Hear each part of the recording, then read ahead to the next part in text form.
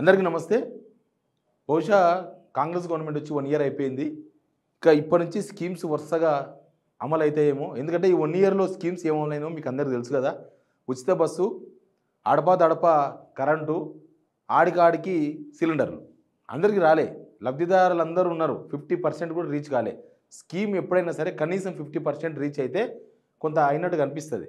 కానీ 30%, 35% కానీ ఆగిపోయినాయి. వీళ్ళంతా 30% గవర్నమెంట్ లాగా అనిపిస్తున్నది. రుణమాఫీ 30%, 35%. గ్యాస్ సిలిండర్ ₹500 అది 35%. 200 యూనిట్ల కరెంటు ఫ్రీ కూడా 35%. అంతకు మించి ఇచ్చే అవకాశాలు లేవు, ఇస్తలేరు కూడా వాళ్ళు. అయితే ఇప్పుడు ఇస్తారేమో, ఇంకా సంవత్సరం అయిపోయింది కదా గవర్నమెంట్. బహుశా ఇక అయిపోతుంది. ఇంకా మెల్లమెల్లగా స్కీమ్స్ అమలు చేయకపోతే సంవత్సరం హనీమూన్ పీరియడ్ అయిపోయింది కాబట్టి ఇక జనం కూడా ఊకోరు. గవర్నమెంట్ మీద కూడా ప్రెషర్ ఉంటుంది.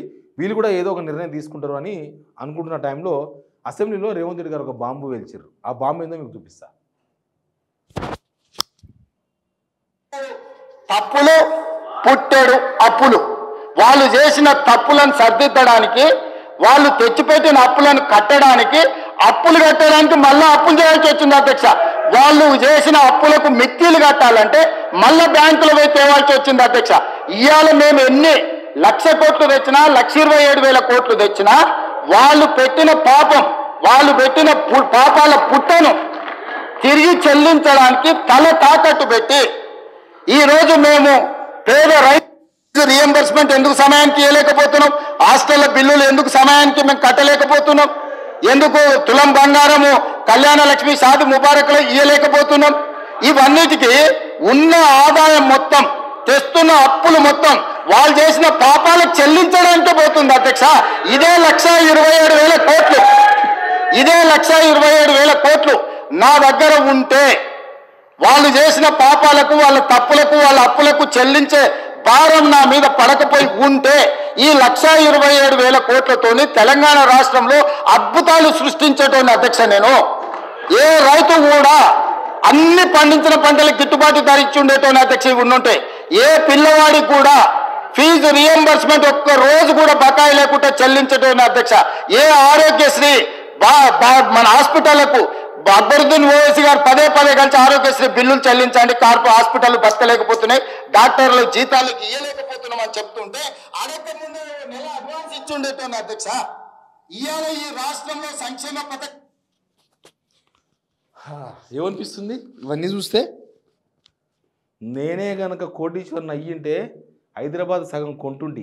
మా అయ్యనే గనక ఒక 1000 ఎకరాలు సంపాదించి పెట్టింటే ఇప్పుడు కాలు మీద కాలు వేసుకొని మంచిగా నిమ్మలంగా సాయంత్రం ఇంత పోసుకొని కూర్చుంటుంటి. మా అయ్యనే గనక అప్పట్లో హైదరాబాద్కి వచ్చి ఇక్కడ దిల్షునగర్ సైడో, అక్కడ కుకట్పల్లి సైడో ఒక 1000 గజాల జాగా కొన్ని ఉండింటే ఇవాళ నాకు ఈ జాబ్ చేయాల్సిన అవసరమే లేకుంటుండే, మొత్తం నేనే పైసలు మిత్తికిచ్చుకొని బతుకుతుంటి అన్నట్లే ఉన్నది ఇది కూడా. ఎందుకంటే రాష్ట్రం తెలంగాణ వచ్చినప్పుడు సిచ్యువేషన్ ఏందో కూడా మనకు తెలుసు. తెలంగాణ వచ్చినప్పుడు 70,000 కోట్ల అప్పు మనకు వచ్చింది, సర్ప్లస్ స్టేట్ కాదు. 70,000 కోట్ల అప్పు మనకు వచ్చిన తర్వాత మనం అప్పుడే పుట్టిన తెలంగాణ లేచి నడవాలంటే నడవనీకి ముందు దొగ్గాలి, పాకాలి, ఇవన్నీ ఉంటాయి. దాన్ని సరిదిద్దుకోవాలి, కుండ షాట అన్నీ కొనాలి, అన్నీ వేయాలంటే ఇక్కడ దాకా వచ్చింది. ఇక్కడ ఏమి బంగారు కొండ ఏం లేకుండే. 2014లో 29,000 కోట్లు గవర్నమెంట్ ఇన్కమ్. 30,000 కోట్లతో ఏం చేస్తాం? 30,000 కోట్లలో సంక్షేమ పథకాలు ఏం అమలు చేస్తాం? 30,000 కోట్లలో ఏం ప్రాజెక్టులు కడతాం? 30,000 కోట్లతో అసలు కరెంటే లేని చూసినాం కదా పరిశ్రమలు. అంతకుముందు మన పరిస్థితి ఏందో, ఊర్లలోనే రోజులు పోయేది. హైదరాబాద్లో పొద్దున పోతే సాయంత్రం వచ్చేది. ఓనాడు కూకట్పల్లి పోతే ఓనాడు అమీర్పేట పోతుంది, ఓనాడు అమీర్పేట పోతే ఓనాడు ఖైరతాబాద్ పోతుంది, ఓనాడు ఖైరతాబాద్ పోతే ఇంకోనాడు బాచిపల్లి పోతుంది. ఇట్లా ఖచ్చితంగా పొద్దంతా కరెంటు పోయి రాత్రికి మాత్రం ఇస్తుంటారు హైదరాబాద్లో. ఊర్లలో కూడా రాత్రి 8 గంటలకు అంతా పండుకున్నాక కరెంట్ వచ్చేది, మళ్ళీ పొద్దుగా తెల్లగానే పోయేది. ఎందుకంటే అప్పుడు తక్కువ యూజింగ్, కరెంటు తక్కువ అవసరం ఉంటుంది కాబట్టి అప్పుడు వేసేవాళ్ళు. పొద్దుంతా మళ్ళీ కరెంట్ ఎక్కువ వాడతారు కాబట్టి వేయకుంటారు. అట్లాంటి పొజిషన్లో దాన్ని మళ్ళీ రెనోవేట్ చేసుకోవడం, మళ్ళీ కరెంటు రావడానికి రకరకాలు. తెలంగాణ వచ్చినప్పటికి ఇప్పటికీ మనలో ఇంత చేంజ్ ఎందుకు వచ్చింది? ఇప్పుడు కాంగ్రెస్ గవర్నమెంట్ వచ్చిన తర్వాత కూడా కరెంటు స్టార్టింగ్లో ఒక 6-7 మంత్స్ బాగా ఇబ్బంది ఉండే, ఇప్పుడు కొంచెం కోలుకున్నది. 6-7 మంత్స్ అసలు కరెంట్ ఎందుకు వస్తుందో మనకు అర్థం కాదు. కానీ ఇప్పుడు ఒక 3-4 మంత్స్కి వెళ్ళి కరెంటు కూడా ఒక స్టెబిలిటీ వచ్చింది. కరెంటు ఉంటుంది ఇప్పుడు. ఎప్పుడో ఒకసారి పోయినా కూడా మళ్ళీ ఒక 10-15 నిమిషాలు వచ్చేస్తుంది. సరే రెగ్యులారిటీకి వచ్చింది అనుకుందాం కరెంట్, ఇప్పుడు కరెంటు ప్రాబ్లం అయితే మరి ఎట్లా వచ్చింది? 2014 నుంచి 2024 వరకు 23 వరకు మనం ఏమీ చేయలేదు అనుకో, అప్పులు చేయలే, ఏం చేయలే, కరెంటు పెట్టము, తర్వాత ప్రాజెక్టులు కట్టము, ఏమీ కట్టము. మరి ఇప్పుడు కాంగ్రెస్ గవర్నమెంట్ రాగానే కరెంట్ ఎట్లొచ్చింది? కరెంట్ ఎట్లుంది? 2014 తీసేద్దాం, 2014 నుంచి 2024 వరకు మొత్తం లేపేద్దాం, ఆ బ్లాంక్ పీరియడ్ అని పెడదాం. ఆ బ్లాంక్ పీరియడ్ తీసేస్తే మరి 2014 నుంచి 2024 మీ గవర్నమెంట్, అంతకుముందు మీ గవర్నమెంటే, వచ్చేవరకు ఏం మార్పు వచ్చింది? ఇప్పుడు కరెంట్ ఎందుకు ఉంది, అప్పుడు ఎందుకు లేదు? ఇంకా కరెంటే కాదు, నీళ్ళు కూడా అంతకుముందు ఎందుకు పంట వండలేదు, ఇప్పుడు ఎందుకు పంట వండింది? 2014 నుంచి 2024 వరకు తీసేద్దాం.